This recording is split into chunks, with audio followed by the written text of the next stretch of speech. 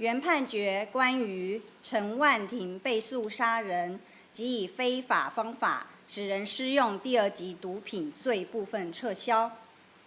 陈万庭被诉杀人以及以非法方法使人施用第二级毒品部分均无罪。判决理由如下：检察官起诉的几个理由，其中第一点是认为被告想要杀害死者，使他陷入昏迷，而使死者非法施用大量混合毒品的这个部分，经过调查之后显示，依据扣案毒品、死者血液中的毒品成分以及证人的证词，还有现场扣得的施用毒品器具上有死者的 DNA 这些基证来显示，是可以就死者是否主动有服用这些毒品的可能性来做讨论，是认为是不能排除是死者主动施用这些毒品的可能性。另外，依据案发当日死者死亡前的微信通讯软体的记录，对话过程持续有3小时。那语音对话的背景可以听得出来，死者一开始语义是清晰的，后来逐渐有语义不明或是语无伦次的情形。再加上扣案的毒品跟吸食器，是不能排除死者有施用毒品而影响意识。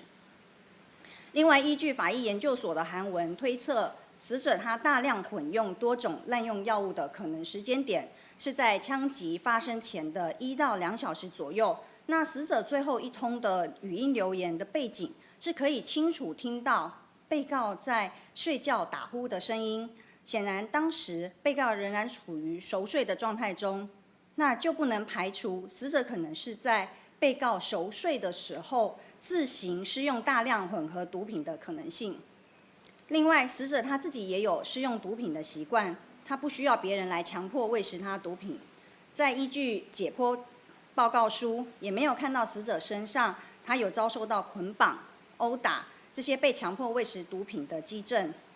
所以没有办法认定被告是为了杀害死者，用非法的方法使死者施用大量的混合毒品。那检察官起诉的理由中还有提到，死者血液中的毒品和药物的浓度都超过了致死量的10倍以上，应该是已经没有意识能力来开枪。但是从以下几点我们可以认定说，从鉴定证人他所证述的内容，这些药物混合起来和毒物混合起来，它可以产生幻觉及异常的行为，所以没有办法判断说死者在枪击的时候他有没有自主的能力。而且法医研究所也有函复本院来表示，在服用大量多重药物的时候，它会经过几个时期。如果在服用之下，在吸收期到最后分布期，也就是药物进入各个脏器之内的时候，这段时期间有落差的话，那就没有办法能够判断他在使用的时候，在枪击的时候是否有自主能力。换句话说，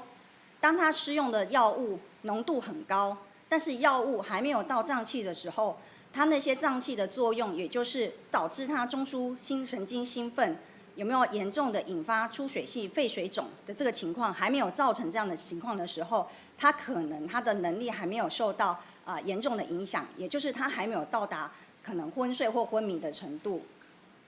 所以从他脏器解剖里面，我们看得出来他的肺脏的功能，他还没有达到那么严重吸收到药物肺水肿的情况，所以还没有到达致死的程度，也没有到达可能昏迷的程度。所以以这样子的解剖结果来看，可能死者他在枪击的时候有没有自主能力，就没有办法很明确的判断。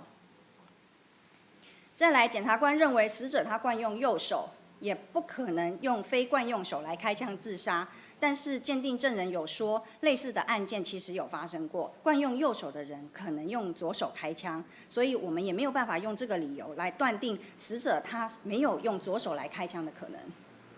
那死者在案发前数日也曾经因为感情因素造成情绪困扰，有自己伤害自己的行为，例如他用持刀又割伤自己的颈部跟手腕，有就医。所以也没有办法排除他到案发当日，他可能还是因为这个情绪的困扰，导致他继续持用枪支来对自己做这样的一个伤害行为。那另外，被告在案发之后第一时间的反应和动作，都可以让我们认定，从现场的勘查报告、血迹的分布、救护的情形、旅馆人员的证述，可以认定被告在第一时间他发现死者他倒卧的时候，有将他扶起来，而且拿毛巾来止血，拿棉被来试图温暖死者、来救护死者的举动。而且他也拨打了电话，请汽车旅馆的柜台人员协助叫救护车。所以这样的情况来判断，死者如果他是遭这个被告枪击致死，那应该不会有上述这些企图救护死者的行为。所以被告辩称说他没有枪杀死者是可以采信的。那检察官所举出的种种的积极的证据，都有上开的疑问，所以让本院没有办法形成对被告有罪新证的认定，因此判决被告无罪，被告上诉有理由。应就原判决撤销改判。以上，本案经过判决之后，检察官得上诉，被告撤销羁押，并以30万元拒保，而且限制住居在他的户籍地，限制出境出海8个月。以上。